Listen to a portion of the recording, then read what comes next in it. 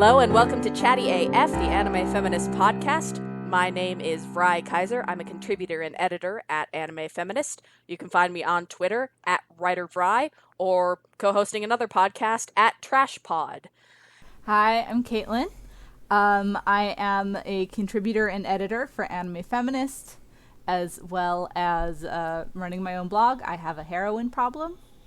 I'm Peter Phobian. I'm an Associates Features editor at Crunchyroll and a contributor and editor at Anime Feminist. And this time we have gotten together to do our usual mid-season check-in for those of you who are just joining us for the first time. Now that the anime season has generally had time enough to air 6 episodes of every show, I don't think any of us are watching anything that's only aired 5. We are checking in with our mid-show thoughts and impressions, and if it's any the same or different from the premiere reviews that we published on Anime Feminist.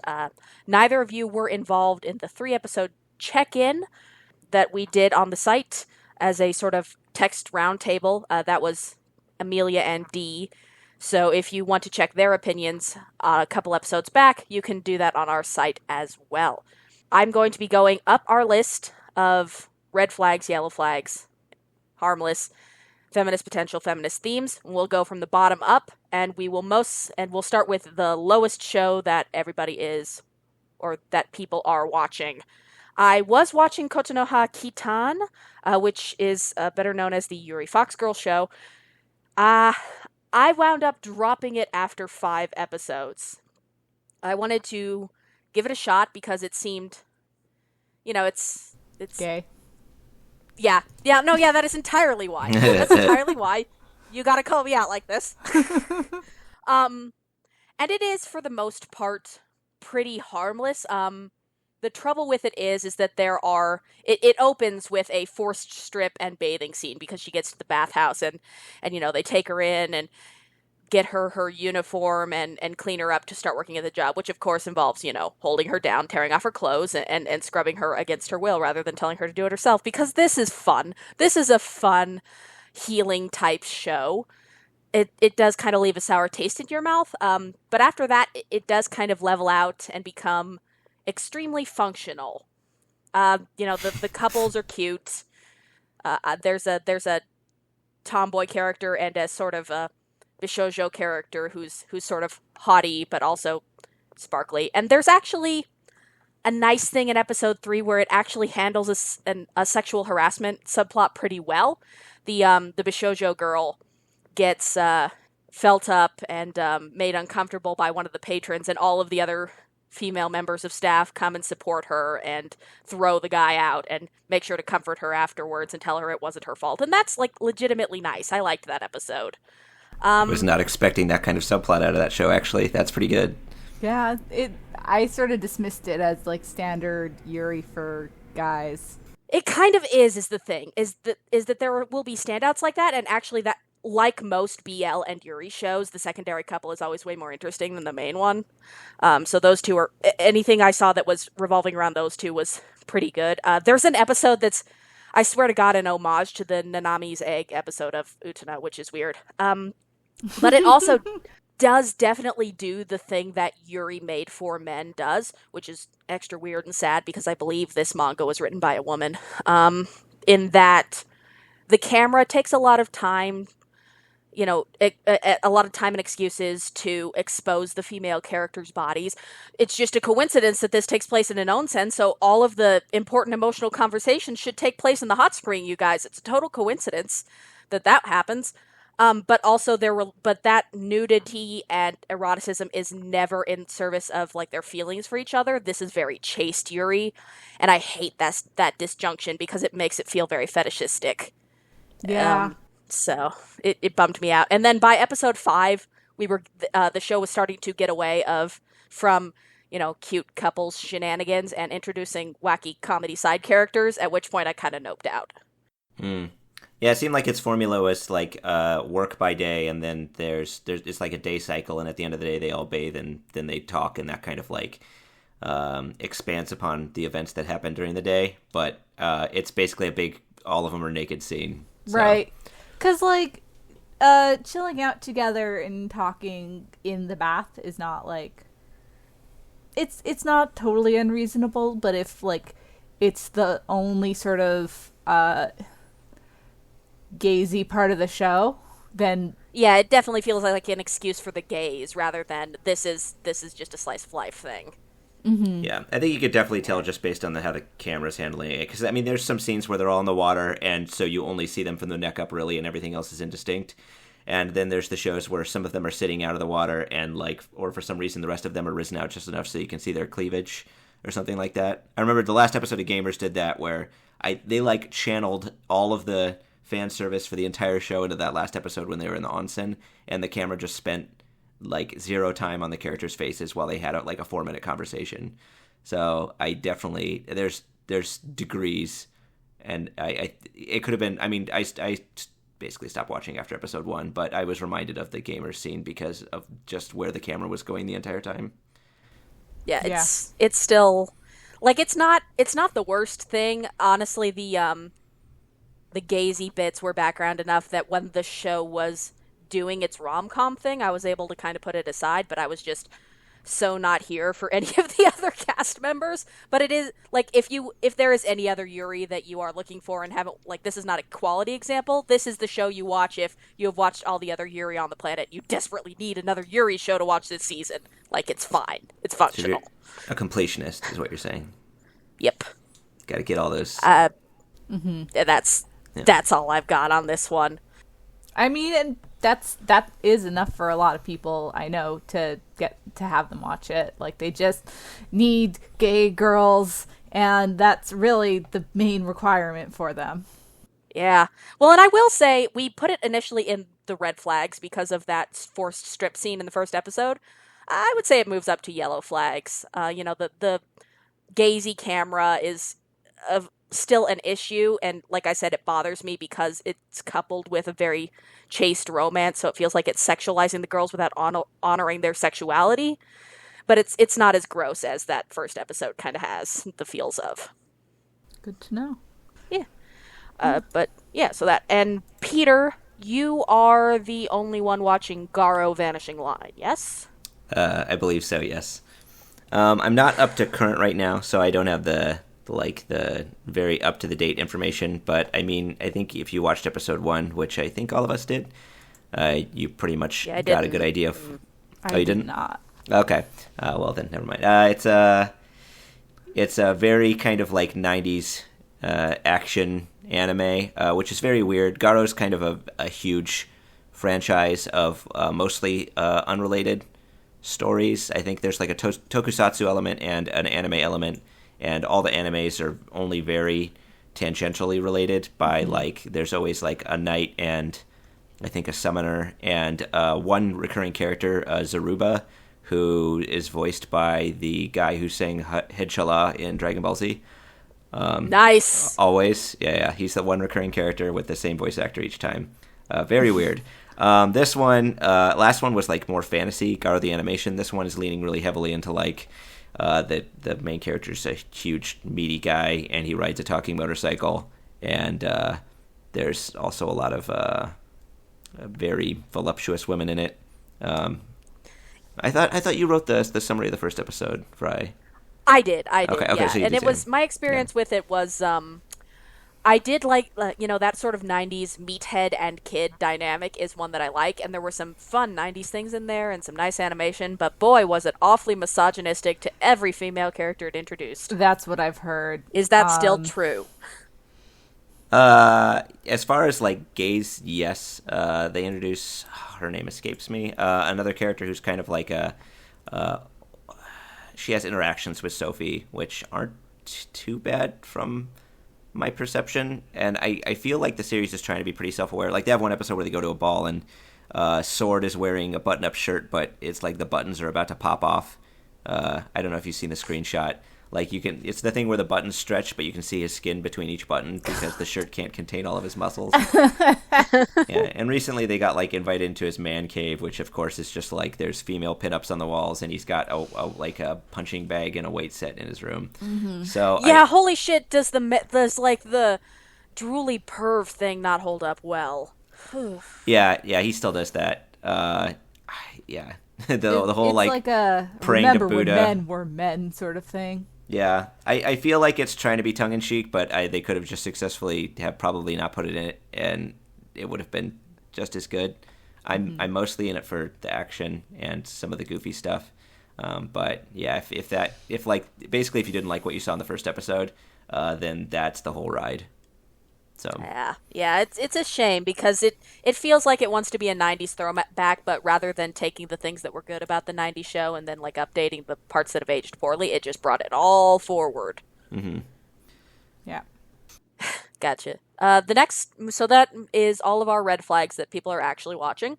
That moves us up into our yellow flags. The first of which was TWOCAR, which I dropped after 2 episodes, and I was the only one watching it. I talked about this more in depth in our 3-episode check-in post, so I'll keep it brief here. Basically, it has a really big cast that's pretty samey.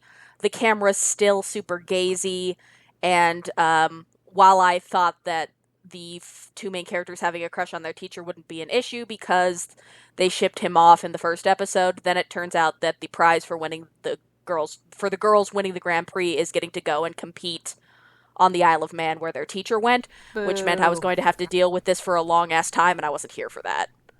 Boo. It's always disappointing because every time a sports show with girls comes out, I'm like, maybe this will be the sports show featuring women that I've been waiting for, where it's not explicitly for men, and it's not like super heteronormative, fan servicey or moe or something like that. And every single time I'm disappointed. Every single time. There was enough in the first episode that put me over to the second one, and then I just realized that this would only be pain. This was only pain. Yeah. Hopefully we'll get a Tepu anime at some point. Someday. Yeah. But yeah, TWOCAR, I kind of it gave me kind of Minami Kamakura high school girls cycling club vibes. And that anime kind of put me to sleep. So I got it's just, yeah, you said all the characters kind of look the same. Well, it's this thing where all of the other racers have a gimmick. So naturally the first thing they do is break up all of the racing teams into separate parts so you can't tell them apart by their gimmick anymore, and then don't distinguish their personalities. So you have all these characters on screen and it's like, who the fuck are you people? Oh, great. Yeah. Okay. Good choices. So that's TWOCAR. Next is Juni Taisen, which you and I are both watching, Peter. Yep.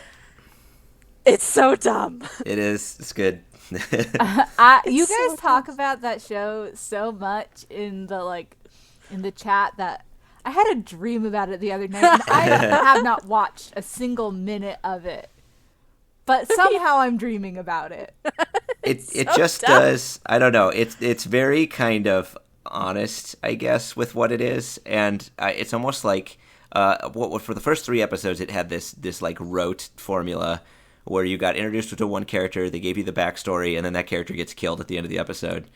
And I knew they would mix it up eventually, but it kind of, I mean, all the characters they introduced were, I think, the ones that people liked. So they're rapidly killing off, I think, all the characters that anyone would like for any reason. I know a lot of people are fans of Boar because I think just because she was a hot yandere woman, or Monkey she had because a quality aesthetic. Yeah, or Monkey because Monkey was the only person who was in any way compassionate or human, and maybe Niwa because she was a homicidal Ochako from My Hero Academia. But you're right. This show has killed off the majority of its women. Yeah, I think is that it actually? I think that's it. Soon. Thanks for that. Are there any women left? I think that was it. There's Tiger. There's Tiger. Oh yeah, Tiger. And everybody likes Tiger, of course. She's fun. She's very fun. She's Yeah. also a drunk woman in a bikini and very little else. Yep. God, she's like voiced her. by somebody interesting too. I forgot. This actually has some very interesting voice actors in it. I love that the psychotic bunny is voiced by Bakugo. That is just the best. Empowered Bunny Man is the best anything ever, and Yeah. I love him. It definitely the bunny. That was just a brilliant character design, I think. That is that part I'm familiar with. He's so good. He's so good. He's so good. My favorite part of the opening is they cycle through a bunch of snapshots, and one of them is a pair of high heels, and you're not sure if that's Boar or Bunny. You have no idea. It's just glimmering red heels on feet, and then it passes on to somebody else, and you never know. I think I can't remember if one of them is specifically wearing red or black, but hard to tell since again they do kill Boar off really early. Yeah, but I don't know, like, obviously the series is out to do something, but at this point it's kind of hard to say what it's out to do. It is trying to say a thing about war, very clumsily. In fact, so clumsily that it doesn't bother me that it thinks it's deep. It's more like I want to pat it on its head and say, oh, you think you're people. You think I'm here for your deep statements about humanity and the nature of war, and not to watch these very stylish, silly character designs murder each other in creative ways. That's cute. Yeah, the fights and character interactions I think have been interesting. I don't think it's been awful as far as the fan service thing is. The first episode and now Tiger, I think, are the worst it's gotten. Well, it's interesting because, like, the women are definitely more sexualized than the men, but it feels less obtrusive because the male designs are also really like, not just empowered bunny man, but the designs are all very stylish and outlandish, and a lot of them feel deliberately sexual, muscly, whatever. Yeah, with what's her face? With Bird, you almost get the feeling that it was her entire costume was just to make people think that she didn't know what she was doing. Mm-hmm. Although with Tiger, you definitely got some camera angles. When she went for on sure. All fours. Yeah. I have seen her camel toe and greatly drawn detail. Yeah. But I don't know. It's goofy. It is kind of a bummer that as of the halfway point, they do seem to be killing off their cast in reverse Zodiac order. Yep. Which kind of kills the tension a little bit. Yeah, so like if the next episode, what is it, Snake and Dragon, I think Dragon's going to try to destroy Snake's body or something, so they both end up going up or something. If that happens, it's pretty much like the ending has been predetermined. Which is a bummer because Nezumi is a piece of shit, and I hate him. Yeah. I mean, he's the most annoying teen character ever. I do see that, he's definitely setting him up to have some sort of really crazy power at this point, too, because he seems to be able to teleport or something, and it looks like a bunch of people who have met him have said he looks, they remember him, and he spends a lot of time sleeping, so I think he has, like, dream powers or something. So I'm thinking the whole setup is that Nezumi has some sort of obscene power that gives him a huge advantage, and he was going to win with that the whole time. Also, he was asking after Sheep, so I'm pretty sure he's after Sheep's old-timer grenade, and that's how he's going to take out Ox at the end or something like that. I'm less concerned about how he's going to do it is the fact that he's had a lot of long monologues about how, like, everybody who's striving for, like, ceasefire and peace is a fucking moron because peace just means because fighting is the only way that the world can change, which... okay, it's like one of those big Lebowski things where you're not wrong, you're just an asshole. Yeah, I did think what he was saying to Horse, I kind of agreed with. He basically said, just hiding in the safe, you're not going to get anything done, you're just going to die. And he said, like, what, those corpses running around seem more alive than you are. From a perspective of, like, creating change, not necessarily even fighting, I was just like, that's pretty good. But, yeah, his whole argument with Monkey was not endearing. I have a question. All of these characters are soldiers. Yeah. Yes, please go on. I have a question. Yeah. Do the subtitles for the show mix like the Japanese words and the English words, or are you guys just... Yes, it's weird. That doesn't... that is irritating. Well, I don't know. It's kind of inconsistent. Yeah, I think some of the early names for them were like hare instead of rabbit. And, I mean, you hear him saying Usagi, but then they call him Rabbit now. It's just straight inconsistent in some episodes. Why? Yeah. I don't know. I mean, I don't even notice it, really. If I were watching that show, that would probably irritate me so much. I would have to, like, walk away. I don't know. It doesn't help that also all of the characters are puns on their sign. Like, the monkey warrior's name is Saryu. The rat warrior's name is actually Nezumi. So, but then also they sometimes refer to them by their Zodiac names by the Japanese one. And I don't know what's going on with the subtitle team, but it's happening. Yeah, Bird is named Niwatori. Boar was Inoshishi. So yeah, all those of them are are those. have Yeah, animal those are names. just straight up the names of the. Yep. Sharyu's probably about as like the most mix up they got, which is not much. Not much. All right. We've talked too much about this beautiful dumb show that is the season Garbage Fire. So, If you're here for garbage, you'll like this. all right. None of you are watching Infini-T Force, right? Nope. No. The show that's a crossover that nobody knows the fanfic for. No. I didn't know. That. Peter, you are you're watching Blend S, yes? A bit. I've been dealing with a lot of clips. I can't really say that I've watched a full episode.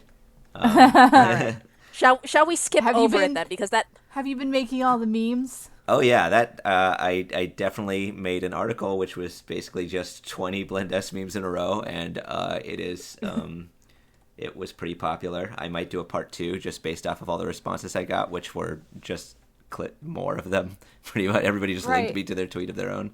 I haven't seen any discussion of the actual show. Just memes. I can talk about what it's about, I guess. I mean, honestly, I watched the first episode for the preview guide. yeah. yeah, it's I know that Dee was watching it. You can check in with her opinions of it at the 3 episode mark. It seems like kind of a show that I don't want to get into too much on half knowledge, because it seems like it's doing some neat, interesting things and also some oh god bad things. Yeah. Right. Like having the main ship be a grown ass adult and a 16-year-old. Yeah. I don't know if she's actually. I was going to say that my main problem with it is the guy who owns the store is very leery at all of the girls, but I don't know if there's any sort of returned affection by any of the girls toward him. That's still. Yeah, I'm just saying I wouldn't call it You shit. shouldn't hit on a 25-year-old should not be hitting on a 16-year-old. Yeah. It's like I said, I think at this point I would like to discuss Blend S maybe for the season finale, but since we don't know, I don't want to tell tales out of school. Right. You know? Okay. That's fair. So let's table that for now. Listeners, please go check out the 3-episode check-in roundtable and get at least some idea of whether the show's for you. Which brings us up to Anime-Gataris, which I think I am the only one watching, yes? Yep. Yep. So this show is cute. It's also just aggressively positive to the point where it's a little annoying sometimes. Because it's an anime club show, and sometimes it's really on point at capturing that sort of boundless, uncomplicated enthusiasm you have for just discovering anime, and anime fandom in a big new way when you're in high school and have some disposable income and all the new ways that you could like it. Like, it's really good at doing some of that. Like, there's an episode where one of the dude club members kind of has a crush on one of the other girls, and he doesn't want to be like one of those dudes in romance anime who miss all the signs, so he completely overreads her text and it interprets stuff that's not there. And, like, shit like that is like, oh, this is on point. Yes. And also the characters are just really sweet. Like, this is a big, gooey, sappy love letter to anime. And, like, there's a lot of speeches about how anime connects people across the world. And we can all come together through love of anime. And it feels really sincere, like, genuinely sincere. And it's nice. Those bits are nice. It also can be kind of shitty in a low-key way. Like, there's Fujo bait between the 2 male main characters. One of the girls ships them. But also then the girl's homeroom teacher is a walking, talking gay stereotype, and the show does not seem to see any disjunction between these 2 things. The camera isn't super horrible, but once in a while it can be kind of shiny boobs and thigh gaps leery, which is a bummer, because I do really like these girls and their friendship. The Ojo-san character is just really nice and wants to use her boundless amounts of money and super competent butler to help people get to know more anime, which is amazing and good. It also purports to be a magical girl series. Like, there's a talking cat, and the main character found an apparently magical beret in the first episode, but we're halfway through now, and that's gone nowhere. Absolutely nowhere. And also, like, show, if you're gonna have a big speech from one of the characters about how they have to keep the anime club open because anime, is anime really speaks to the outsider and the downtrodden. And look, I know that real high schoolers aren't really equipped to notice that anime kind of is shitty to minorities most of the time, but it doesn't mean I'm dying any less. Yeah, which is kind of the flip side, is that it's so enthusiastic about anime that it sometimes feels like a commercial. Yeah. Well, I don't know how, if they could talk of any sort of, like, considering it's made by a studio, I don't know if they could really get into some of the issues with anime production that are, it's kind of like, yeah, well, where would that come from?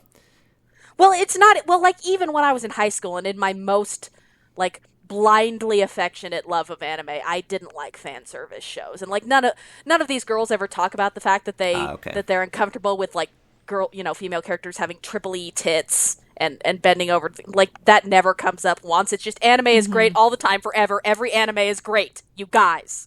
Which feels a little bit, which goes from endearing, like, realistically endearing to kind of, come the fuck on. What world do you live in? Right. Well, it reminds me kind of that Kotaku article for a while back where the person was talking about sort of how fan service is regarded, and she had trouble finding Japanese fans who had an issue with fan service. Which, I mean, is absolutely not, like, there are definitely people in the industry, and there are fans who do not like fan service. I have sat down and talked to them before, like, and they have said that they don't like fan service. So they exist. But it's definitely not, I think it's not as much of a point of contention as it tends to be out here.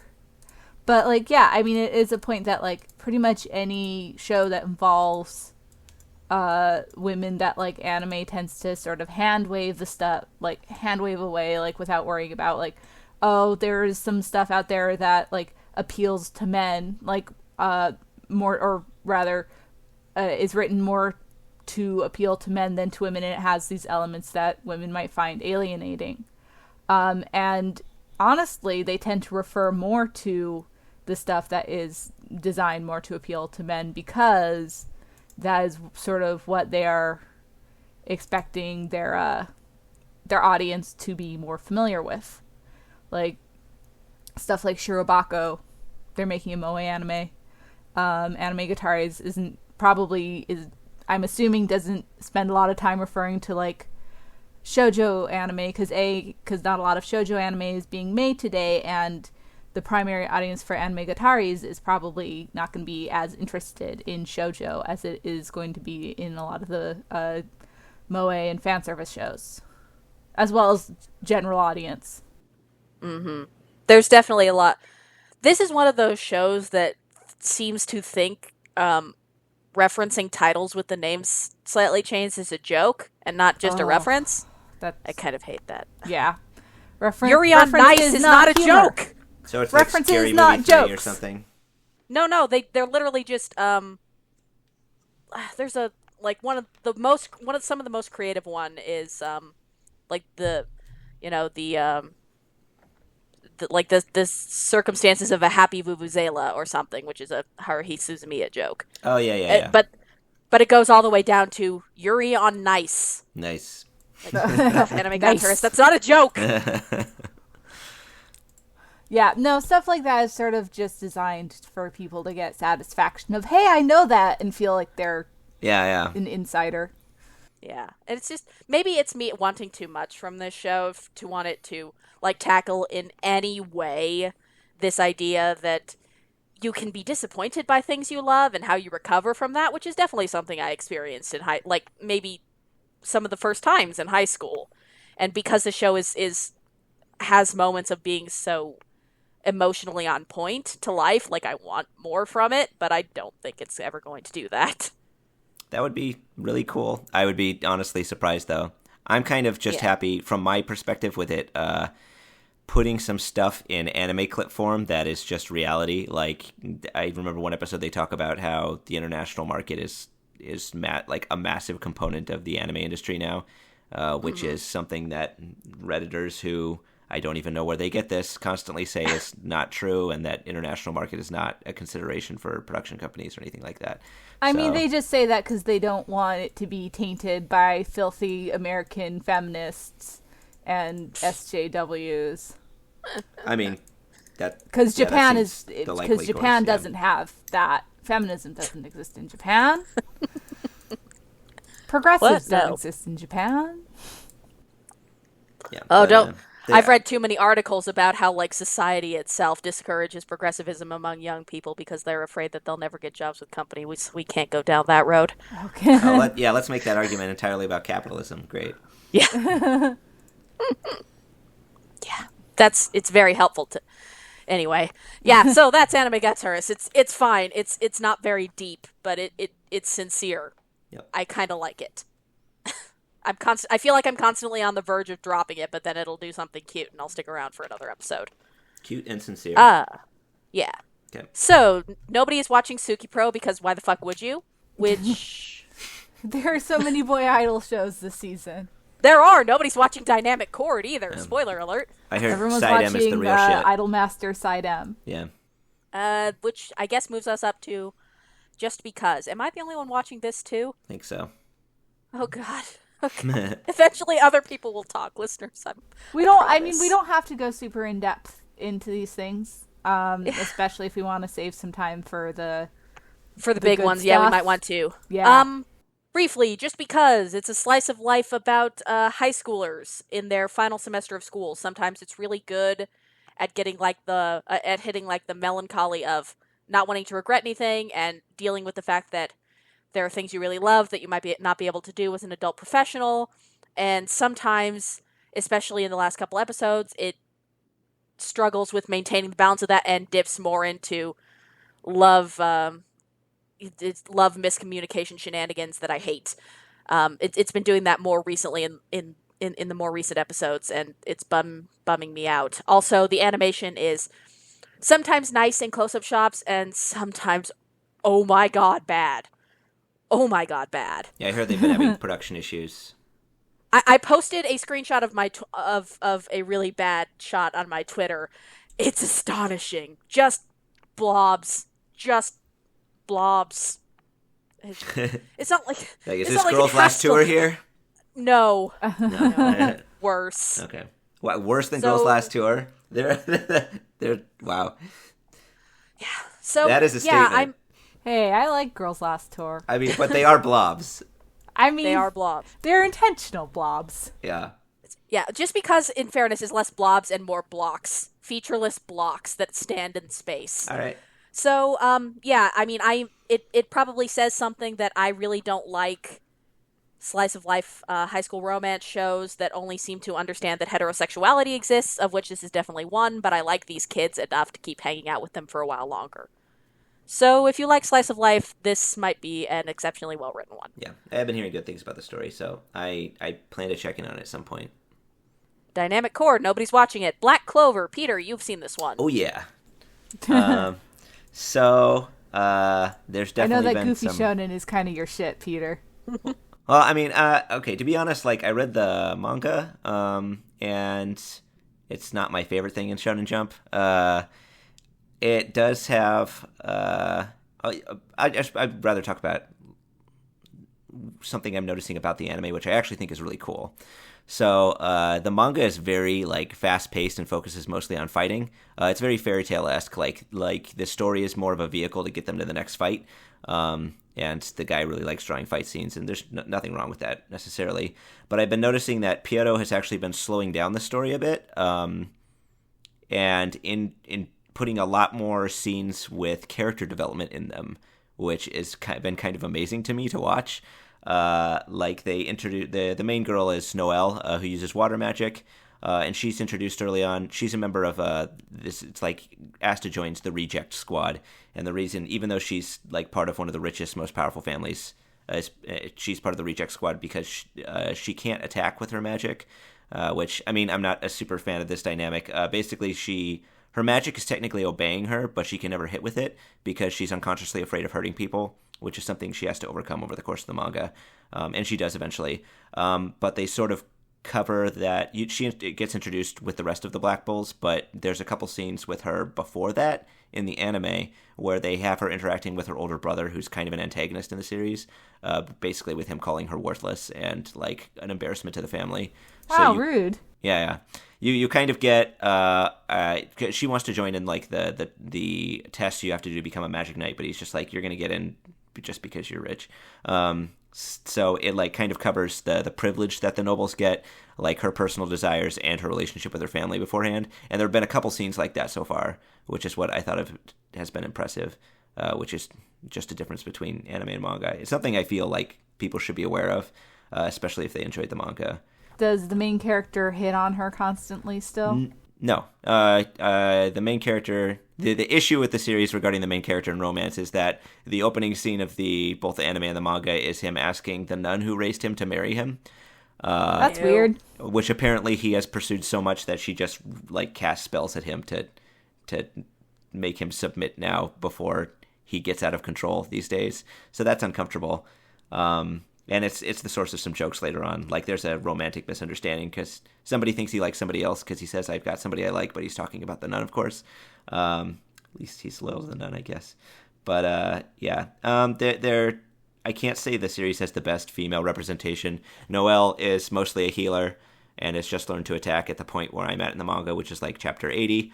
The other main female that's introduced is a drunk woman in a bikini. Cool. Another one is a tiny girl who uses cotton magic, who's actually super overpowered, but she spends all of her time eating. She really only fights people if they take her food, but then she instantly crushes them, so that's kind of funny. And then so it's kind of a typical show. Yeah. And like both girls fall like Asta, and they kind of not quite fight over him. So that's the female representation that you get. Yeah. So yeah, pretty typical shonen. Yeah, the anime's doing some cool stuff. I don't know if they'll change up that dynamic at all. I'm not getting my hopes very high, but it's kind of harmless fun if you don't mind what you usually get from shonen, which is usually female characters not doing a whole lot. If you like shonen, you'll probably like this show, it sounds like. Yep, and the animation's good. So has the main character stopped screaming every line? No. Okay, so if you did not care for that in the pilot, you're not going to enjoy this. Like, yeah. I didn't watch it, but someone said that, like, he just, like, it's like his speech quirk is he just yells at the end of every line. He's like, blah, blah, blah, blah, blah. Ah! Blah, blah, blah, blah, blah. His voice kind of goes up at the end of sentences. It's a quirk, I guess. Well, it's like nothing wrong with it. Yeah. So it's the shonen it is to shonen as KONOHANA KITAN is to Yuri. If you're desperate for another one, this'll do ya. Yeah, I don't want to go that far. I do want to say I am seeing encouraging things from Piero. My hopes are not so high that I think this is where I'm going with this, that I think that it's going to like really change a lot of the issues that I had with the manga, but I actually prefer it to the manga at this point. I think it's like got a more developed story. It's just like whether they're going to decide to make any like character decisions to maybe equalize the cast at all is a thing. Yeah. Yeah. Okay, well that moves us into our top two tiers, feminist potential, starting with URAHARA. Peter, I know you're caught up on this one. Caitlin, you were watching it. Did you have a chance to catch up? No, I did not have a chance to catch up. I mean, when I was playing catch up. So the thing is that I have issues with getting overwhelmed and then avoiding things. So I fell behind in anime this season, got overwhelmed, so every time I was like, oh, I should watch one of the new anime, I went and played Persona instead. That's like an anime. It is. It's basically just an interactive anime. They're going to make it anime. It's like Anime-Gataris. It wants to be about uplifting oppressed people without actually admitting that oppressed people exist. I'm very salty about Persona 5. Understandably so. But anyway, I have not caught up with URAHARA, and it is not for lack of interest. I do want to say that what I did watch, it feels very much like a kids show. Yeah, it airs at noon, I believe. So yeah, I think okay, so it is a kids show. And we'll see. I'm not saying that to its detriment, but just the sort of like hyperactivity, colorfulness, like has an internal logic, but is still like kind of like random and weird. Like it feels very much like a show aimed at like 12-year-old girls, which is great. And honestly is probably makes me more inclined to watch it, because God knows 12-year-old girls need more shit aimed at them that is not like weird and regressive. It certainly is. It wasn't a show for me, but it has been very heartening to read about the production side, and it's got a mostly female production crew. They have talked in interviews about the fact that they wound up rewriting scenes even because they really wanted to focus on the girls' friendship and each of them getting to show off their skills and the different ways they were skilled. Like, it seems like it really wants to be a good show for young girls, which I think is great. I just don't want to watch it. There you go. Yeah, I think that definitely shows. From what I've seen so far, it's actually done some pretty cool stuff. I mean, I'm kind of a fan of the aesthetic just because it's very, like, weird and quirky. But some of the character things they've been doing recently is they really focus on, like, creativity and also, like, the things that go around that, and also, like, the characters each having their own personalities, which have, like, good and bad aspects and how they support each other. So Mari, the one with the two pigtails, is kind of like usually their leader, and she runs the store mostly, but they kind of talk about how she gets overwhelmed by new situations, but when she's like comfortable, she tends to she kind of like takes over. So like when the aliens first attack, she's kind of like panicking, but then like now that they're more used to defending Harajuku from these scooper attacks, she's more confident in herself and is more like proactive in fights. But early on, I think Kodoko says that to Rito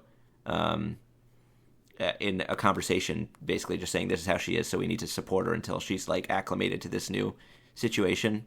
And they kind of find different ways of making her feel more comfortable, even though she's like on the verge of panicking sometimes. They get kind of into Rito's creative process and like how she used to just draw for herself, but now she's become very she gets anxiety over what other people think of her art, and kind of like her reasons for drawing and her concerns over whether she's good enough, that kind of thing. Then they had a subplot with Kodoko too, so they're kind of getting into how each of them creates differently and their own like individual issues, which I think is pretty neat. Also, they just sort of turned a corner where I don't know if this is where the series might get a little Madoka-esque. I kind of hope not. Uh, Something happened. I don't know quite how to. Should I just like spoil it? I guess or. I try to talk around it if you can. I know we've talked about some spoilers, but we like these to be accessible for people who are looking to what shows to watch and haven't maybe necessarily seen them yet. So kind of a creepy thing happened, and it was somewhat based on insidious actions by one of the characters in the group. This is the science thing. I saw a clip of this on Twitter. Yes. I have not, that was involved in it. Kodoko being the zombie nurse. Yeah. That's involved in it, but something happened, and that last episode actually ended in a cliffhanger, and you're just like, what does this mean?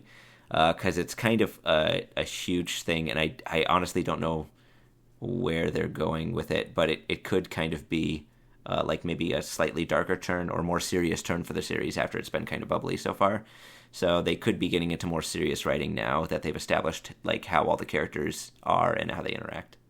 Yeah, well, let me correct myself, I guess. I don't think it's bad if the show gets serious. It's not like fucking... No, I definitely get your concern. Like, if it went full Madoka, I probably wouldn't like it, but... Madoka as stand-in for emotional suffering porn, which, nobody needs another show about young girls who suffer. I meant more as a sudden, unexpected turn to a more serious and, maybe philosophical plot. That kind of thing. Yeah. Which might be interesting. I like it. Time will tell, I guess. That's cool. Yeah, the next episode will probably tell. I am rooting for this show, for sure. Mm-hmm. To speak of the polar opposite, hey, there's a Kino's Journey remake going on.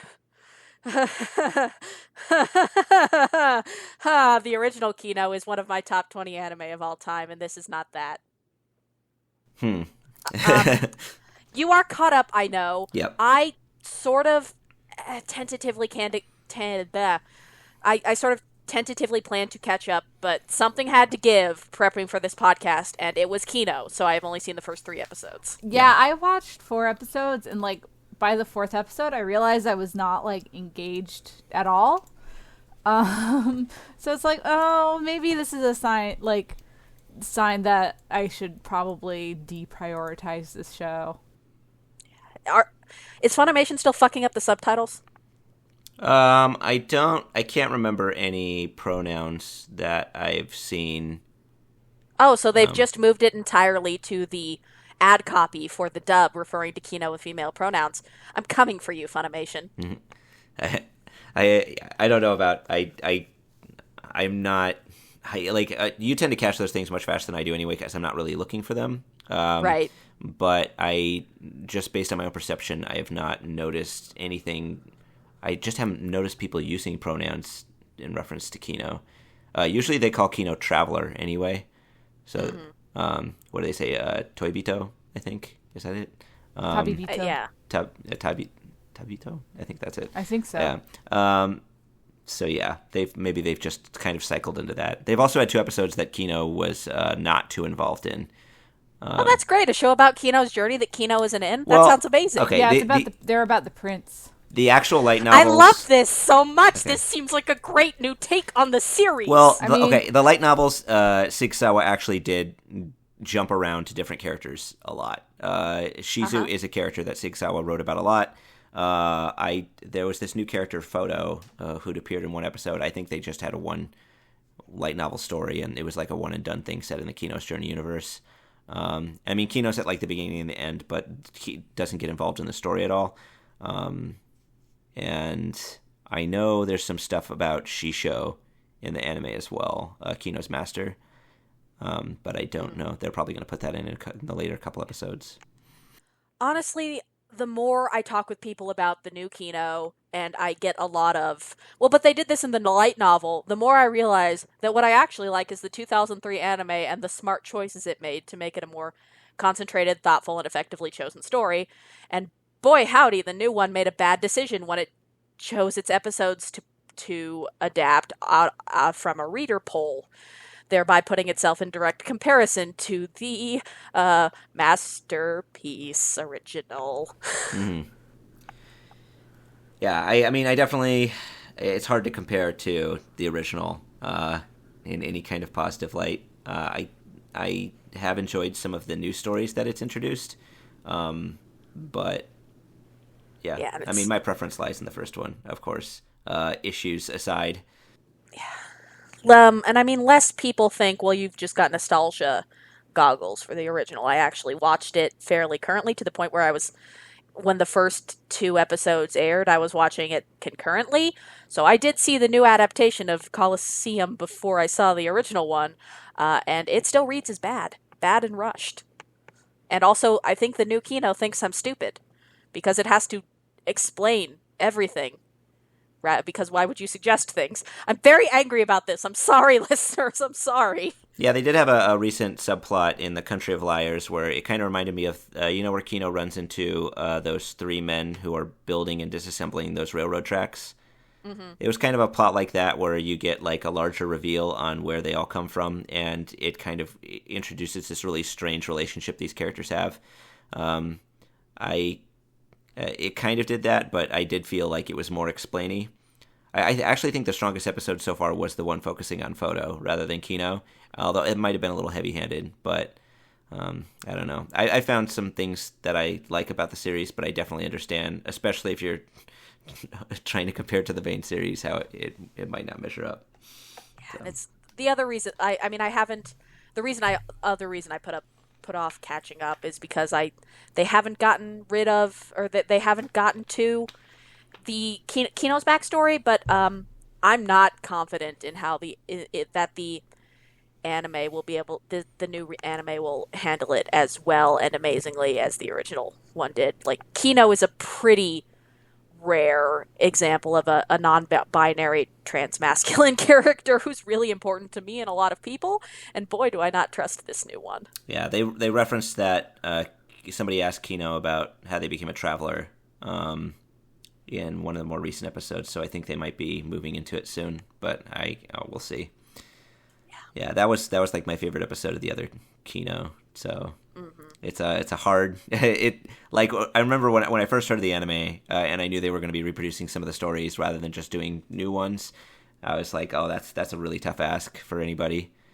I almost wish they just stuck to new material.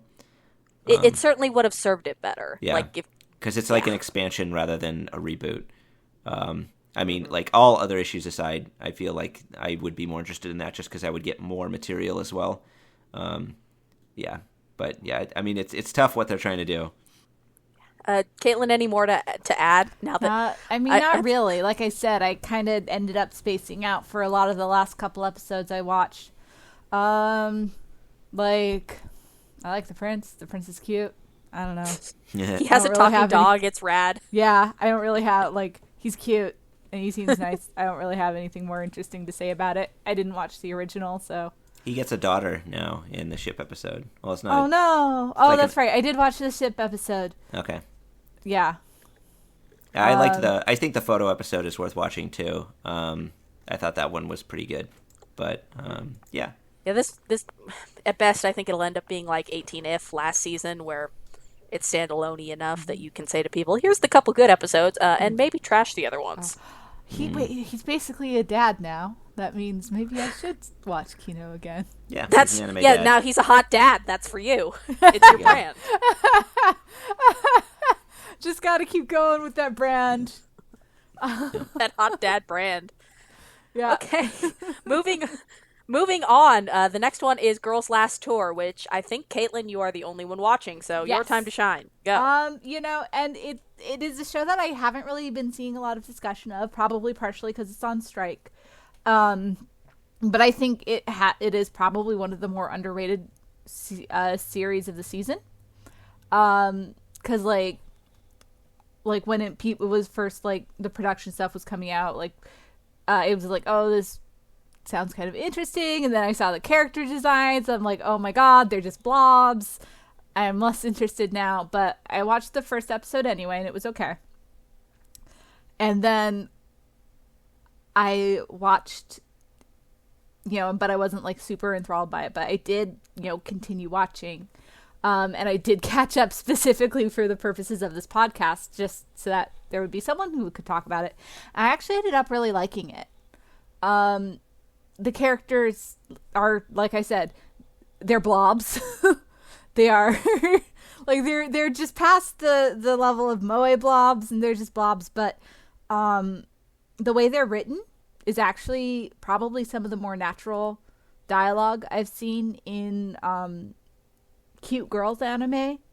Their personalities aren't just sort of, like, boiled down to tropes. And they're, like, the way their relationship and the way they talk to each other, they're not, like, they're clearly two people who are very close. But, in that way where it's like, they love each other, they support each other. They also piss each other off constantly, get on each other's nerves. But they're who they have, like, they're the only people they have in this sort of landscape. And, they have had a couple of one-shot outside characters. I don't know if they're really going to go into the why this world is like this, or if they're just going to leave it be. Either way is fine. But yeah, like, I ended up really getting into it. Okay, I do have to say it's encouraging, because I was to hear you say that you didn't particularly like the first episode, because I was entirely unimpressed with it. I remember seeing screenshots where they did, that fake label that somebody will put on clips from the show. It was all the drooling, and they said it was Mysterious Girlfriend X. Yeah, but if you said that it gets good after that, I'd probably be more inclined to pick it up. I am curious, does it have anything to, like, say, or is it just cute stuff? I think so. Okay. It's sort of, looking more at like having a purpose in life. You and Chito, the main characters, their purpose has not really been revealed. We don't know why they're out and traveling. There's something about Chitose's grandfather, but they encounter, they're exploring this world, and it's sort of it's more like exploring ruins than exploring a post-apocalyptic society, and sort of, they don't have the technology to create these things anymore. So it's a mystery how airplanes worked, or how these huge cities were built. And it's just sort of the people they encounter are looking for their own purpose in this world. Like, one of them makes maps, and the old-fashioned way, because like traveling around and drawing like where you go and then checking your map by going up to a high place. One of them is has been trying to build an airplane for a long time because she caught a glimpse of another island and there were still skyscrapers there. So she thinks there might still be people there, that there might be like, so there's definitely a lot of mysteries about the world, but it's sort of finding reasons to live in this sort of ruined and lonely landscape. Okay, that actually sounds pretty neat. Mm-hmm. I think I'm more on board. Yeah, it's nice to hear that they, because I didn't really care for the, no, it's all good. I didn't like super care for the pilot, but there were a couple like glimpses of nice melancholy that I wanted to see the show build on. Yeah. And I just never got to watching more. So it's nice to hear that it did trend in that direction. Yeah. What you described actually sounds a bit like Kino's journey. Yeah.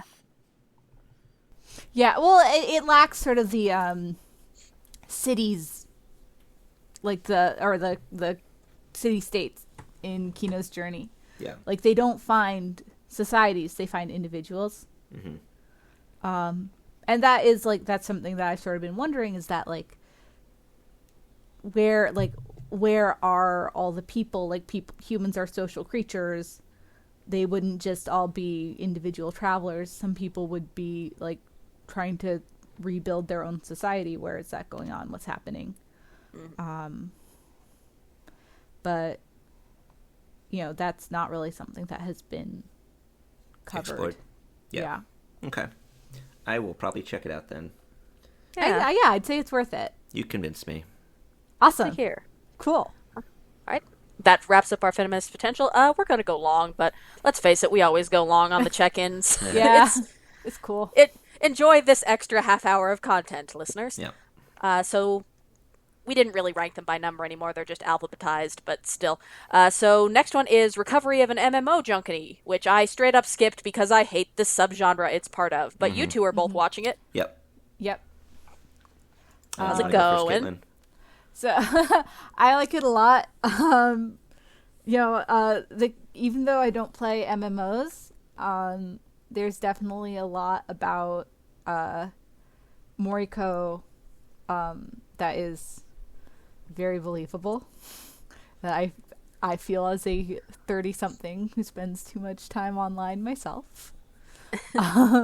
Although I do have a full-time job. But I feel like it's really does a great job of selling a lot of things. And my friends have said that it is very true to how it feels to be playing an MMO. And one of the things that I like about it is it really does nail the feeling of falling in love with someone online, where there's so much that you don't know about this person, and the details of their actual life, but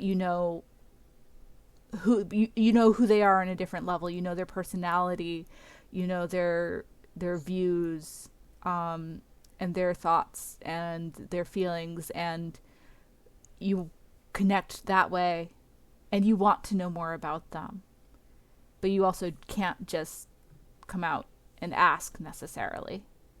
Especially since my friend told me that some people on MMOs are really, really protective of their personal lives outside of the game. So it's not just something that you ask people about. So I really like that part. And Moriko is highly relatable. Yeah, I have to say I like the MMO aspects a bit. I think it's sort of like a kind of a novel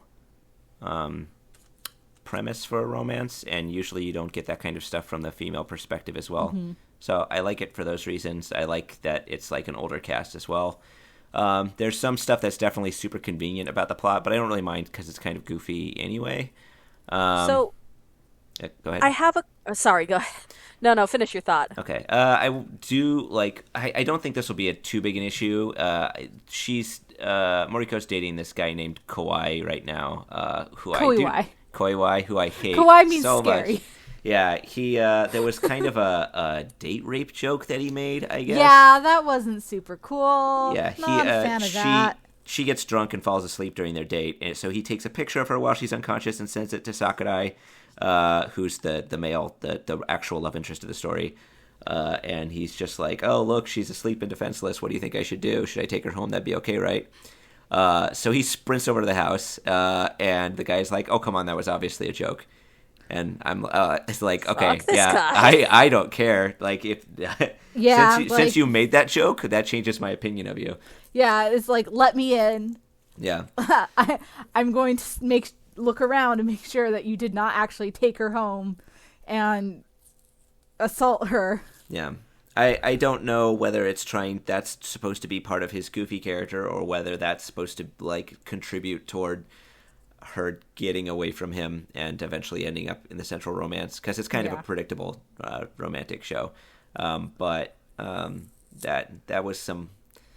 I think it was uncomfortable stuff that was supposed to be uncomfortable. Yeah. It just depends on how they play it in the next couple episodes. Other than that, I enjoy it. So I think it's good. I have 2 questions, both of which are probably unfair. All right. The first is like genuinely... I've definitely talked with people who have a concern that the title sort of has this implication that that her neatness will be cured by falling in love with a dude. How well is it handling that? It's I'm not getting that sense right now. Like, they're showing the MMO as like a way to a legitimate way to connect with people. Not just like, oh, she's wasting her time with this online game. She needs to learn how to, get back out there and reintegrate into society. Now, I mean, at the same time, I don't think it would be terrible to have her forming real life relationships and striking a balance, a healthier balance. Like, it's the difference between, like, sort of, like, the discussions on Tumblr where it's like, are you demanding too much, or are people just being anti-recovery?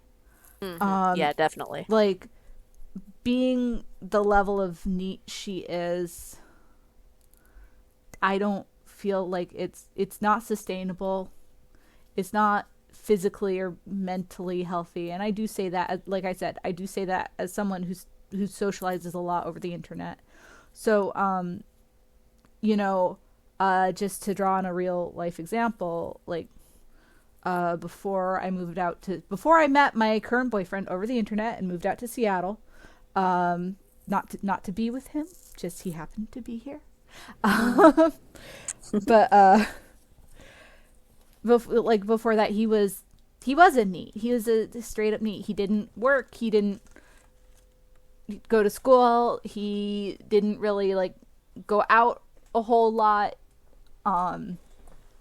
And like, now that like I came and I was with him, and I sort of was the one being like, hey, I'm tired of sitting around. Let's go to the park.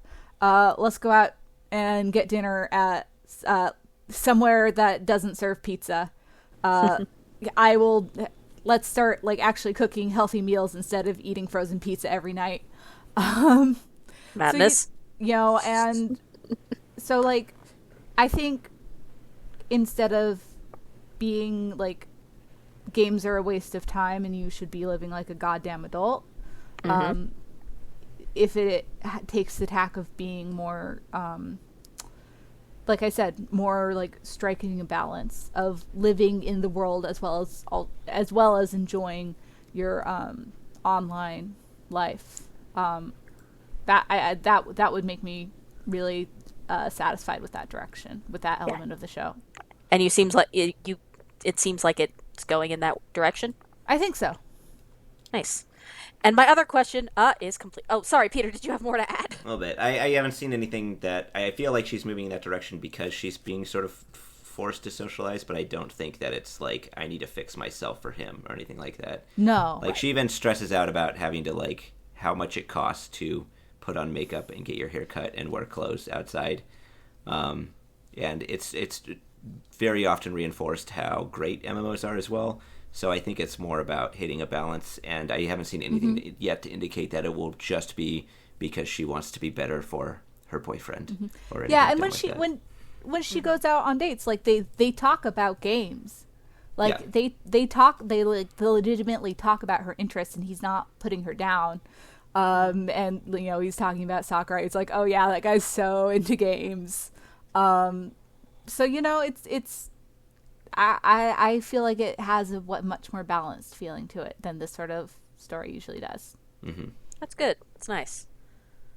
And yeah, my other completely unfair question was, has this show that's ostensibly about gender play but really is kind of heteronormative introduced any actual queer or trans people? Nope.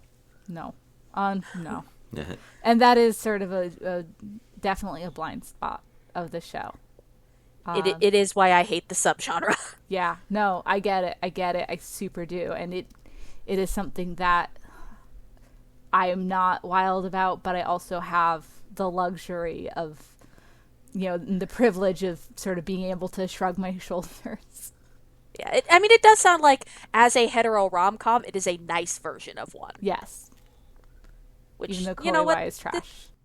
Yeah, they sort of get into, like, you can be something besides yourself online, and whatever you want to do in the game, it's like what the game's for. So you shouldn't judge people who want to play the opposite gender or anything like that. If that's how you enjoy it, or that's the sort of experience you want to get out of it, then you should do that. I mean, they don't really, and I think that's about as surface level as it gets. No deeper. Next, we're going to talk about Code Realized Guardians of Rebirth, which is a very silly show that, Caitlin, you are also watching. Oh, gosh, that show's... It's so silly, but it's just fun. Yeah, it's a sweetly silly show. Yeah. Like, it's just over the top, but also sincere enough that it's kind of endearing. Yeah, and I mean, it's like,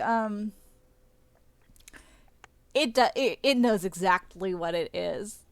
And it's cool because I'm generally don't get super into otome series because they tend to be very normative.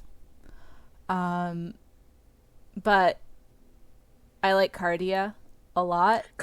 Yeah, she's good. I like that she gets to wear pants. Yes. How many anime can you think of where the main character wears pants, where the main girl or any girls wear pants? And they're cute pants. They're jodhpurs. Yeah. It's harder to think of than you would expect. Right? Yeah. And it is an otome game, so there's still an element of the main girl is only interacting with hot dudes, and the only other female character in the series is the villain. But she's way more developed and like, the other dudes are way more supportive and nice to her than I've seen with any other otome series I've tried. And, like, she, you know, otome series usually have that moment of there's something in the dude whose route you could be on that the main character connects with, but it feels way more earned. Like, Cardia feels like a character and not a cipher for the reader insertion. And, it's nice. Yeah, I like her. Like, she is completely helpless in a way that makes sense in the beginning, but she does, like, she has a desire to become more self-sufficient, to get tougher. She asks Van Helsing to train her. That's a thing. Because all these characters are weird, silly Victorian fan fiction. They bear no resemblance to the characters they're based on. Like, Victor Frankenstein is a very timid young... He's the Moe Megane, you guys. It's amazing. So you're saying it's like Fate, where none of them are anything like their source material. No, I said I liked it. Oh, shit. Throwing shade at Fate, anyway. Yeah, I'm gonna pay for that. Oh no, all the comments. Oh, the Fate fans are gonna come for you, Vrai. It's fine. Anyway. But yeah, or like Captain Nemo. Holy shit, like on the one hand, I want to be like, oh no, this show introduced exactly one brown-skinned character who is also extremely flamboyant and queer-coded, and everybody talks about how annoying he is. But also, I like him and he's fun. The resemblance between him and Jules Verne's classic character is the name. That's it. The name. Yep. And he refers to making a novelist. He's just dissed from Tales of the Abyss, which I'm about. So. But yeah, oh man. The show it's so silly, but it's so fun. The aesthetic is so ridiculous. It's like steampunk London, but the way they make the city itself steampunk is they just stick a bunch of fucking gears everywhere. Yeah, there's literally gears just on the horizon. Hey, isn't it kind of silly that there are these gears in the middle of the city that do nothing? Fuck you, more gears. It has a steampunk corgi. It does.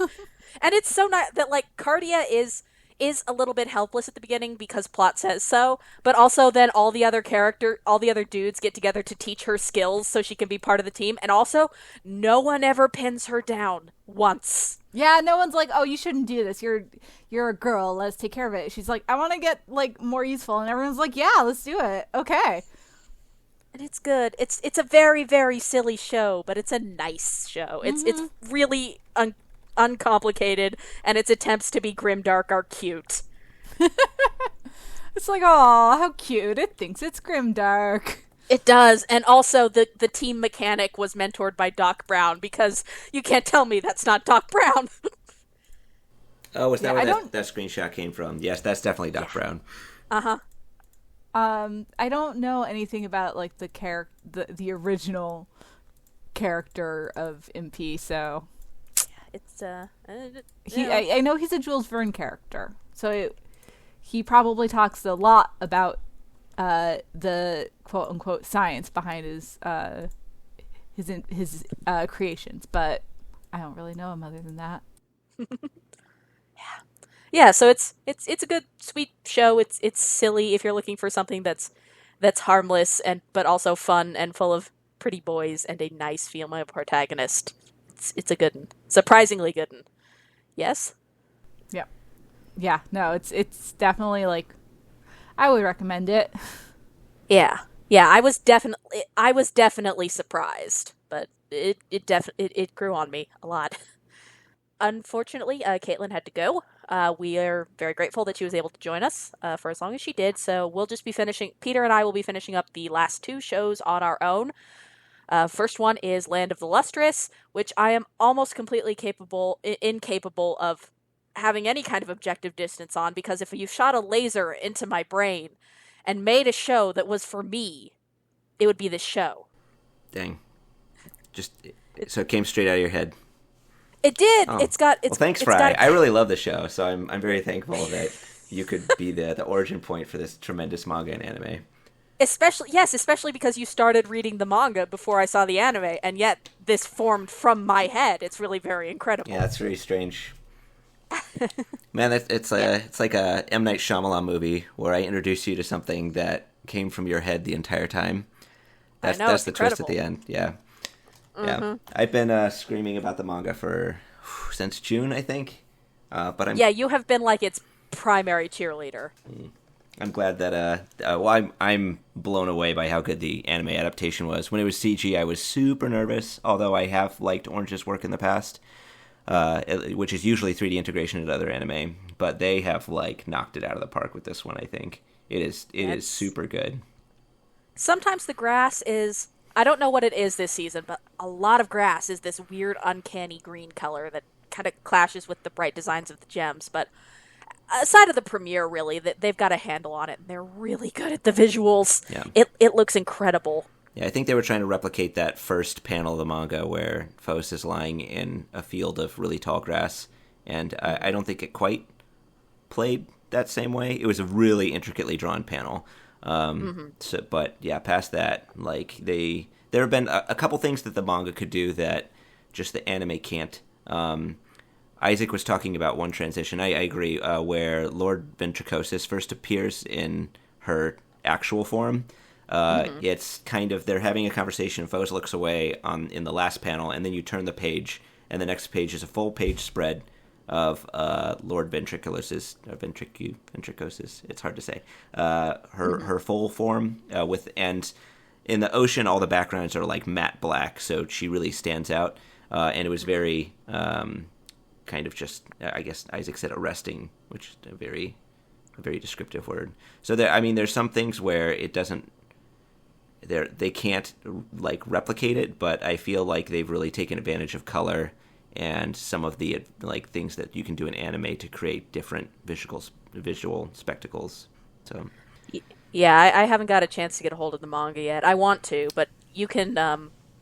Another example I saw given was one where Kongo in the manga blows a dandelion, out of frame in the manga, and then in the anime he blows and the camera zooms way back and we see it drifting down. So they're definitely trying to think thoughtfully about how to adapt things for different mediums, which is really nice. Yeah. You don't necessarily see that with a lot of series that understand that different mediums work differently, and sometimes you have to change things. Yeah. Yeah, the spectacle is great, and I love all these characters. They're my children. They're all trying their best. Yeah. And I think it's really kind of a stat. You can talk about the visual all day, but I think the actual compelling aspect of it is the setting and the characters too. So it really is a complete package. Yeah, well, and I find Phos kind of miraculous because they are, on paper, sort of the bratty, obnoxious protagonist who, wants to fight and gets in everybody's business and just winds up being the heroic because of reasons. But in practice, they're really, really endearing, and they try their best, and they're a little bit full of themselves, but they're also sincere when they realize that, other people have problems. And I've noticed I've been spoiled a little bit enough to know that this theme continues, but the fact that Phos themselves is almost like a piecemeal physical representation of everybody's hope. And I really, I've grumbled, and I continue to be disappointed that everybody's got the same body type. Yes, I know that there are narrative reasons for it. Stop. That doesn't. There could just as easily be narrative reasons that they don't. So, right, yeah. But at the same time, that disappointment aside, yeah, it's very thematically smart about how it observes bodies and bodies as physical memory, and this idea that gem shards hold this communal Jungian memory, and it's really good. Yeah. I haven't heard about the manifestation of hope thing. Actually, that's new to me. Well, because slight spoilers for where. Because, the grafts have this, and that kind of plays into Phos is literally carrying everybody's hopes and dreams, and because they're they're the weakest, but also they try the hardest and they're the most daring, and I love them. I love them very much. Yeah. Oh, you mean like with the sea people? Cause No, I mean specifically with spoilers. Skip ahead 30 seconds. You know, specifically with them getting grafts from other gems. Oh, okay. That they can do that. Basically, Yeah. that's a thing. Oh, that's perceptive. Yeah. I definitely like. And the thing is that Foes really hasn't accomplished anything yet either, but is still trying. And it's almost tragic because every time Foes has gotten into a situation to do something, I'd say their greatest accomplishment was basically just convincing the sea people not to sell them off. So that was like the big moment. But you kind of, I think that makes you root for the character and really want them to be able to change because I mean their goal is absolutely kind of everybody wants Cinnabar to be saved, of course. So right. They've got a goal that everybody wants accomplished, and they're absolutely ill-equipped to succeed in that goal, but they're still trying, and maybe some things might be steps, but it's hard to even see progress except in like a few like potential areas, I guess. Yeah, it's definitely and Cinnabar is another example of, because you know they're the tsundere stoic who is obstructive because of their own emotional issues, and that can so easily be irritating, but they also try. Yeah. Also, I think the whole setting is just this like kind of huge meditation on life and death as well. Right. Yeah. Because especially that conversation with Foes and Ventricosis, where Foes literally doesn't understand the concept of death. It just seemed, I think, what do they say? They think it's equivalent to like being lost, because I guess that's how they view death, as being taken away to the moon.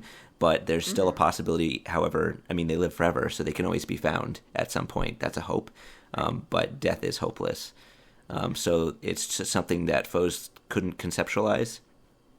Right. One of the differences I noticed in the anime, too, was one of the lines that I really liked was taken out, I think. Which was when right before the graphs was put on Foes, Rutile asks, like, why do you always act out? And it was kind of like Foes was kind of out of it, missing legs and everything like that. And I can't remember the specific line. I've been lending out the manga basically since I finished it to everybody. But it was something like, I guess it's out of desperation because I want to help, but I'm unbelievably pathetic, or something like that. And they cut that line out in the anime. Which I feel was like the line that kind of summarized the character, and right. Like the way the character acts out as well. Yeah, they try. Mm-hmm. I will say I don't know how I feel about the fact that the race of agender people are the inhuman ones who never move and never change. I don't know how I feel about that, but the show on the whole is so good, and these characters are all so well developed that I tend to forgive it a lot. Oh, you mean as opposed to the sea people? As opposed to the sea people, or we don't know anything in the anime at this point about the moon people, but yeah. Yeah. Well, I there's that one line where they talk about how the moon people seem like, I mean, they just want the Lustrous because they're beautiful and they want to wear them as jewelry, and they're very warlike. So I think Ventricosis sort of meditates upon what humans must have been like, which seems more of a criticism. I'm honestly very curious about what the sea people are like. I sort of noticed that each race has sort of its own kind of pursuit, I guess, where the Lustrous are very about utility and contribution, and the snails are very family-oriented. I don't know what to call them. And the Lunarians are more about beauty and greed. So I get what you're talking about, where they kind of like segment humans up, and the Lustrous are in this very unusual place. I think it's going to come down to, like, there's obviously more than meets the eye about how the Lustrous, well, actually I kind of know how they're made now, but like what Sensei is doing, who Sensei is, and if the Lunarians are actually after the Lustrous for that could kind of play into the nature of the Lustrous. It's hard to, but with the available information, yes, absolutely. Yeah, it's and I am afraid. We both love this show a lot, and you know a lot more than I do, and I am already afraid that we're going to spoil a show for the listeners that is very much part of the joy is about how well it surprises you. Yeah. So, God, the cliffhangers every single episode. Yeah, everybody on staff loves this show. Go watch it. It's very nice. I'm sorry it's on Anime Strike. It depresses me too. Read the manga too. Please. Yeah, definitely. There's only 3 volumes available in English, but the next one's coming out on the 26th, and I think in the next episode we'll pass the 3rd volume anyway. So pretty much from here on, it's going to be all anime. Nobody's going to know what's coming. Oh, that's nice. I heard you speculating that the anime would only go to the end of the 3rd volume, but apparently it'll go beyond that, huh? No, I thought it would blow past it because I think the very next episode is going to be the ending story arc of the 3rd volume, which is probably it's big. I won't say anything else, but also please don't spoil it for me. Also buy the manga because we might get Haruko Ichikawa's other manga translated if it's successful, maybe, which would be really nice. She also wrote 25-Hour Vacation and Insects and Songs, which are both short story collections that are amazing, and I would like to read them in English, so help me out. Cool. All right, last one is Ancient Magus Bride. Boy. We both like this show, I think, but you like it more unilaterally than me, so you go first. I do find it so... I know you're approaching it with a different perspective, but I wonder if that might partially be because I was first familiarized with the story through manga rather than anime. So I don't know if the manga told it differently, or it's just foreknowledge that makes me have a different opinion, or it could just be different perspective as well. You seem focused on some aspects of the story that I think I'm kind of blind to anyway. So that could, like the dynamic between Elias and Chisei. And she gave me permission to talk about it on the podcast, but I've been watching this show with my partner, who is a survivor of abuse. And so we do a lot of talk about how Chisei is portrayed, and we both really enjoyed the OVA, and honestly, if I hadn't liked the OVA so much, I would have dropped the anime by now. But there is this sense, at least in the first 6 episodes of the anime, which are the present day ones, that I'm not sure Yamazaki understands how abusive childhoods work, but maybe doesn't necessarily understand what all of the nuanced effects of an adult survivor of abuse look like. Chisei's a great character, but in some ways her past feels like a reason for her to not be proactive and accept what's going on around her. My partner specifically gave the example of, when they go to the artificer's office in like the 2nd episode. Yeah. And there's that conversation where the artificer tells her, don't worry about this. It isn't your fault. It's his fault because he's such a jerk and didn't teach you anything. And this is we as the reader are meant to take this as kind of a comforting moment. But my partner mentioned that she would have felt really triggered in that situation because, oh no, this is a situation where you've made the person who is in charge of my life look bad. How is this going to be bad for me when we're alone? And stuff like that. And also the fact that, at least in the 6 episodes so far, I know that a lot of people have talked about how the fact that other people express concern over Chisei's situation is supposed to be a sign of self-awareness, but it kind of feels like lip service to me because none of these people are in a position to actually get Chisei out if she wanted. Like, the closest is the artificer. I'm forgetting her name. I'm sorry. Angelica.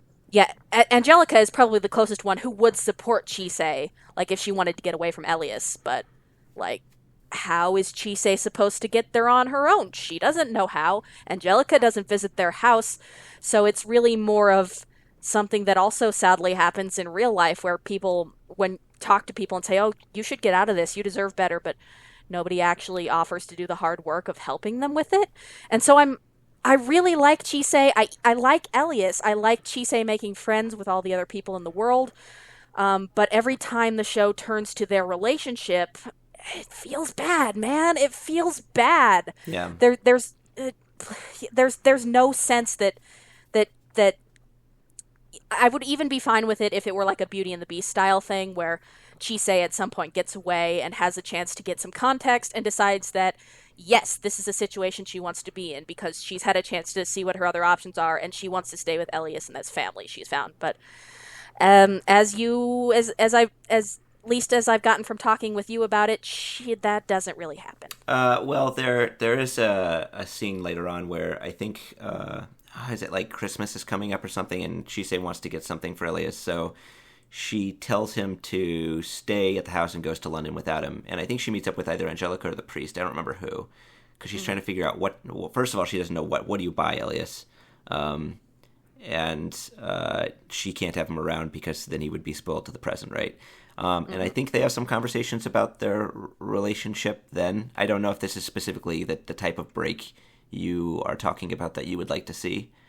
I don't know if Yamazaki really wrote it with the concept that, I mean, I definitely think there's like some intentional codependence there. Actually, yeah, definitely. They're definitely both codependent. But I don't think she really conceptualized Elias as like a potential, abusive individual, or maybe thought about the inequity of power in the relationship in that way. Yeah, I don't get that feeling because, Elias is a character who I get the impression is trying to do what he thinks is best to be good to Chisei, but that doesn't mean that he's good for her. Mm-hmm. And I think the effect of that, the manga not thinking about that, is at some points it's just a you don't understand our love type story with better writing than most of them. Which bums me out. I'm curious as to what you'll think of some future story developments. I think it's starting off slower than I thought it would, I guess. Maybe just because I didn't realize how far I was in before it started to change. Because I felt like I'm really kind of in on the manga because the Chisei story really kind of resonates with me, I guess. That was like the draw. So it kind of gets to the point, and I've told you about all this in the past, but I guess I just recap it really quick. How for the listener, she develops a lot more agency over the course of the story because of positive experiences she has helping other people. Because I think part of the reason that she's in the state she's in now is because people have not been positive toward her, and she's never had a chance to contribute to the lives of others as well. So after because Elias has a couple tasks he's supposed to complete. After she plays a part in these and sees the positive changes she's able to make in the lives of others, she becomes sort of obsessed with these changes that she can make with others. And when she sees others in need, she reacts. Often to her own detriment, because using magic is destructive to her body. So the power dynamic changes in that Elias has no way of controlling Chisei and like holding her back when she decides to go all in on helping someone, and because he makes her make a promise and she breaks it, and at certain points, and he's not used to interactions outside of like negotiating, like quid pro quo, kind of like you complete a task, I'll give you money, or some other sort of. It's very fey, right? Right. So it gets to this point where you maybe not even him, but you realize that he starts caring about her based on some of his like own thoughts and like strange phenomena that he's observing about himself, which you're just like, oh, you're having feelings, but he doesn't get it. Right. And he wants her to be safe because he cares about her, but he doesn't really know how to tell her to like protect herself more or consider her own well-being while also looking to help others. Right. Yeah. Yeah, and it's one of those things where, like, in abstract, I like all of that. It bothers me, but getting back to the thing where, like, she never has a chance to get perspective necessarily. This is all of that still grows on the basis of he needs me, somebody needs me, I'm going to stay no matter what, even if it hurts me. So like it's all kind of built from that premise that wasn't very well handled at the beginning, which again bums me out because I do really like all of these characters. Watching it feels to me like I see many stories this could be and work out a lot better. Like it could be a Beauty and the Beast style story where Chisei is on a little bit more emotionally stable ground, to start with, and then it's, not nearly, her development is not nearly so dependent on feeling so bottomed out early on. It could be, a kind of story where she starts out with forming those great platonic bonds that she does form in the series that I really like, before feeling like she can really talk to and bond with Elias and have the relationship that requires a lot more because he doesn't understand so much and relies on her so much emotionally. It could be, happiness. That there is something to be said for stories about finding happiness by filling a role that somebody needs you. Like, I like the movie Secretary a lot, which is about, a depressed woman feeling like she can gain back, agency and choice for herself by being a submissive in a BDSM relationship. But even in that movie, she could always quit and do something else. Chisei can't go anywhere. She's stuck. And there's no real sense of choice, which later develops into all these good things, but it starts from such an ill thought out place. It kind of reminds me of Anime-Gataris, which is a manga that did a lot of really cute things as long as you ignored the skeevy premise. Yeah, I get. Well, yeah. I mean, Elias, I think, did say you can leave whenever you want, but that's very different from like being able to having emotional recognition of that, I guess. Because he did teleport her to London, which is pretty, and she lived in Japan. So, yeah. And maybe I'm being harder on it because it has such a Western setting, and I'm already I feel like this anime gets graded on a curve a little bit because Western fantasy has been doing this shit better since the 70s, and I'm noticing it more because it takes up so much Western aesthetic. That'd be a interesting interaction, actually. Yeah, I mean, I definitely get your concerns. I don't know. I can't really say if they'll be addressed in the future. Yeah. It's so pretty, and I like Chisei so much, and I like all the friends that she makes. Yeah, and that's definitely kind of a running theme, is Chisei sort of discovering these new people that all are, and like, people in kind of quandaries, and then finding a way to help them, and getting a lot of, what do you call it? She finds her own purpose in being able to help other people out, which she hasn't had the opportunity to do until now, basically. Yeah, I like that idea of following her personal journey specifically. Yeah, this is like her choice before, because I think Elias was just doing this as an obligation, and I don't think he really gave any consideration to the fact that Chisei might enjoy it or find meaning in it. But once she does, she really starts driving them both in that direction, to the point where Elias will basically, somebody will approach Elias and say, like, I would like this, and he says, what do I get out of it? And then Chisei ends up helping them for nothing, because that she just wants to see them happy, and that's the only reason. Yeah, so I do wholeheartedly recommend that people try the OVA, because I think that one is the best thought out version of what the story has become for a lot of people. What I hear a lot of people arguing for when they say that it gets better, the OVA feels like a more thoroughly fermented version of that also takes the abuse element more seriously.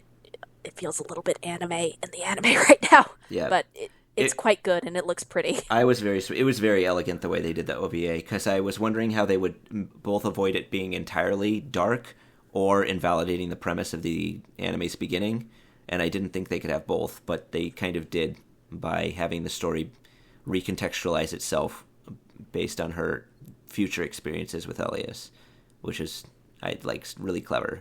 The OVA was great. Yeah, it was good. So it's worth giving that at least a try, and then seeing what your feels are on the anime. I think I think it just isn't going to work. Some people aren't going to be able to bend over far enough to see where it's going for as long as it's looking like it's going to take. But I think it's worth a shot. Mm-hmm. Yeah, there's quite a bit of ground left to cover. So we'll see how far it gets. I'm not sure how far it'll get into the story, if it'll reach some of those really impactful moments until later. So even if it's something that you're not enjoying now, it might be a bit of a slog to get to the parts where she starts kind of heading off on her own. Yeah. We have gone very long, but I think we've had some good, fruitful discussions. Thanks so much for joining me, and thanks to Caitlin, who is no longer here, but thanks to her anyway. If you enjoyed this content, it would be great if you'd pitch us $1 on Patreon. It helps keep the bills running. There are still a lot of things that we here on staff, we pay all of our writers and editors. There are still a lot of things that we all do for free, like being on these podcasts, in order to keep the site running and keep content going to you. So, even $1 a month helps. $1 from 20 people is $20. And we really, really appreciate it. All of you mean a lot to us. If you would like to find more content from Anime Feminist and our contributors, you can go to www.animefeminist.com, on Facebook at Anime Fem, on Twitter at Anime Feminist, and of course at patreon.com/Anime Feminist. Thanks so much for joining us, and we'll see you next time. Bye!